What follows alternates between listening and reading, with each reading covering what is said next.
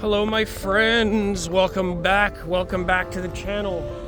Thank you for watching this video. I have no idea what the thumbnail is going to be, but I'm sure it'll have something to do with snow and being outside in it. Welcome to Toronto, Canada, in the middle of the snowstorm. And of course, I did a live video already for Instagram on my way home, but I wasn't going to leave out the YouTube crew. I appreciate everybody who's joined and watched. Today I want to talk about a couple of things in the news and a couple of things on my mind about the HiFi system.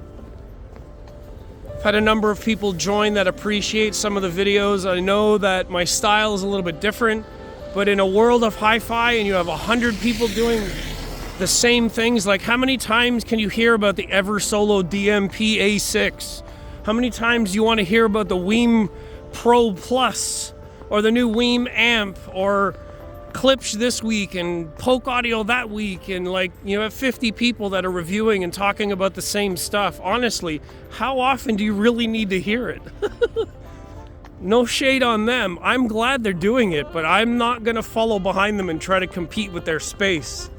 They got a thing going on, I've got a thing going on, and we can all get along and meet in the middle and talk about HiFi all the same.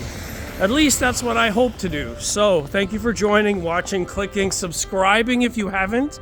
If you see this video for whatever reason and you haven't subscribed to the channel, leave me a comment and tell me why you haven't subscribed, why you don't subscribe if you watch.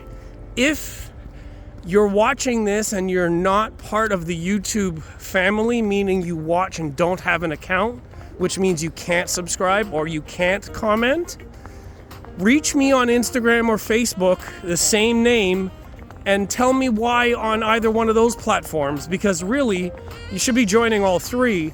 But if you can't and you don't want to sign up, let me know how or why you're not.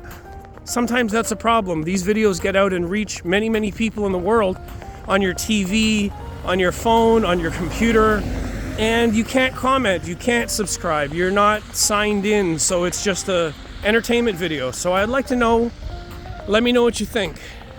So today, Tidal music streaming service. Tidal just announced that they laid off some employees, and apparently the reason was they're focusing on other things other than music. What?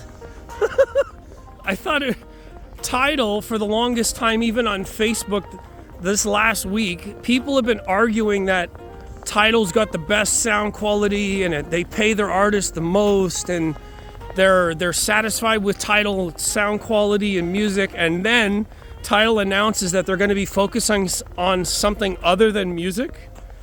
Ooh, there goes that argument. I mean, maybe it was the best sounding and people can't hear the difference between 16-bit and 24, and it's really used for recording studios, to be honest. And I appreciate that. That's all good. Double-blind tests will reveal that a lot of people can't tell the difference, even though they like to argue the difference based on the numbers. That's besides the point. Tidal is not focused on music, then what are they going to do? I don't know. It's interesting. Sidebar to that, they were doing MQA for a while, but then obviously MQA took a dump, and then Lenbrook bought MQA, so I'm not really sure what's going on. It always makes me wonder, what are the HiFi companies and what are brands doing in the background? Why did Massimo actually buy Sound United? What is the benefit for that company, being a medical device company, buying a HiFi brand? I don't understand what their purpose is.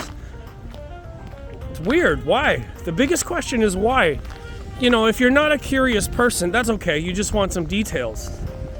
So here's some details.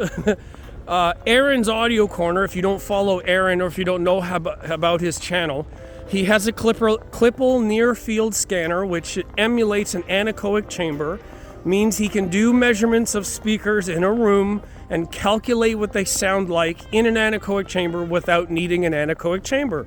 Pretty awesome stuff. He just recently released a video talking about Sonus Faber Lumina 2s, his review of those speakers, which I have owned for more than 2 years. I'm so glad that he got them because I wanted to send my pair to him in Alabama, but I didn't want to risk the shipping and the shipping cost. It didn't really make sense. So he finally got them. The measurements have been done. The review is finished, but it's available for Patreon only. So check out Erin's Audio Corner on YouTube and Facebook. And I believe, I'm not sure if he has an Instagram or not. But anyways, Erin's Audio Corner, ERIN''S. Audio Corner, check it out. Lumina 2s, the measurements will be up. I'm very interested to see what the measurements are because I've owned my own pair for 2 years and I really like what they sound like. I like their clarity, I like their tweeter, I like the top end. They do sing a little bit spicy, like they're a little bit top heavy or what some people would call bright, but they're smooth and bright. They're very transient to me. So I want to see if he did a waterfall plot to see if the transients are good. I'm just curious to see what my ears pick up and what the clip will hear. You know what I mean? Compare myself to a robot? Aren't all of us doing that? So the really fascinating part is, now that Erin's measured the standard version, Sonus Faber, as some people may know, did release the Lumina 2 Amatur Series. The Lumina 5 as well also got an Amatur. Amatur is like one of the prestigious sort of updated versions of their speakers. More refined, better crossover parts, slightly different things like that in the cabinet. So I'm wondering if Erin will be able to get an Amatur Series Lumina 2 and put that on the Clipwell machine so we can have like a standard versus updated version to see if Sonus Faber, the infamous, beautiful, gorgeous, made in Italy, proud company that they are, they're advertising an Amatur series of the same speaker. Let's pause for the snow. Like literally, it's, you know, snow everywhere. So anyways, yes. So Sonus Faber, yes, the Amatur. I want to see if Erin can measure both and see what the differences are. See how different the extra money for the finish, the way they look, the crossover parts, if they actually measure differently. Now that we have someone in our ranks, a third party, you know, one of us audiophile engineer types, he has the equipment, he's invested, I think it was $100,000 was the investment on that to get his channel going, to get his HiFi journey and to establish like a real world testing thing for everybody, for all of us. He's doing the hard engineering work for the community. Didn't have to, but he is. So I really appreciate Erin. I love that he's dedicated his passion and money and put his money where his mouth is, and he's doing these measurements for us to benefit from. All of his past reviews will be on his website, Erin's Audio Corner. Check all that stuff out. Support him. Tell everybody else. Tell your friends. Go and subscribe, or at least go and review or take a look at what he's measured there and send him a message and tell him you appreciate it. You don't have to tell him I sent you, but if you do, then I guess that's cool because we're all a community. I just want to send him some support.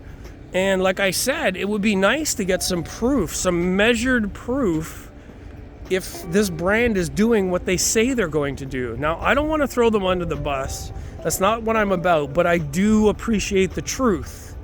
I will get myself into trouble trying to speak the truth. I'm not sure if you appreciate that. Now, I know that a lot of people like honesty and truth until it starts to hurt when you hear it. But we can't be two ways about it, right? If you say you appreciate free speech, you have to let other people speak their mind. You can't try to silence them. Censorship is against free speech. You can't stand for both. So if you want honesty and truth, and then I try to say something that might hurt or you don't like, you can't vouch for both at the same time. That's contradictory. That's being a hypocrite. Let's not do that. So if he gets the Amatur series and measures them against the standard version, we'll get our answers, which is amazing. I love that we have this opportunity in HiFi. I love the fact that it's snowing out here right now. My arm is getting super, super tired. Anyhow, that's almost 10 minutes. I'm going to leave it at 10 minutes.